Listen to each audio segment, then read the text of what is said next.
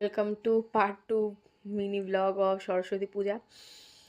তো পুজো অনেক আগে কমপ্লিট হয়ে গেছে 12টার মধ্যে। তো আমি একটু রেস্ট নিয়েছিলাম, কারণ কালকে অনেক রাতে ঘুমিয়েছিলাম, আজকে অনেক সকালে উঠেছিলাম।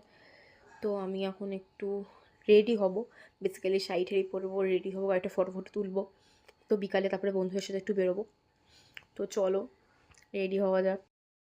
শাড়ি পরে নিয়েছি, লেন্স পরতে গিয়ে এখন চোখের অবস্থা কন্টিনিউ আমার চোখ দিয়ে জল পড়ে যাচ্ছে। এবার আমি রেডি হব। তো চলো, আমার মেকআপের এখানে জিনিসপত্র সব ছড়ানো আছে। তো আমি হয়ে গেছি রেডি। কেমন লাগছে জানিও, ফটো শেয়ার করে দেবো। তো আমি চলে গেছিলাম আমাদের নিজেদের ছাদে। তো চলে এসেছি ছাদে, এখন ফটো তুলবো। কেমন লাগছে জানিও। সুন্দরী।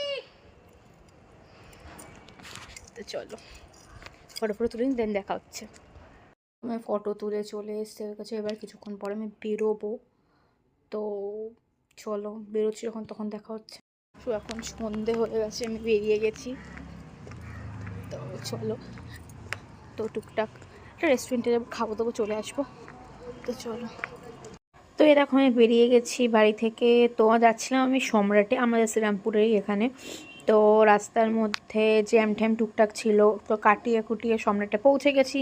তো সম্রাটে বসে থাকার পরে খালি প্লেট, এবার মাটন ডো পেঁয়াজ আর বাটার নান, তারপরে টুকটাক আরও জিনিসপত্র খেয়েছিলাম। খেয়ে তারপরে বাড়ি চলে এসেছিলাম টোটো করে, আর ক্লিপিংস নেওয়া হয়নি তেমন। এসছি, ড্রেস চেঞ্জ করে নিয়েছি। তো সরস্বতী পুজোর ব্লগ এতটাই ছিল।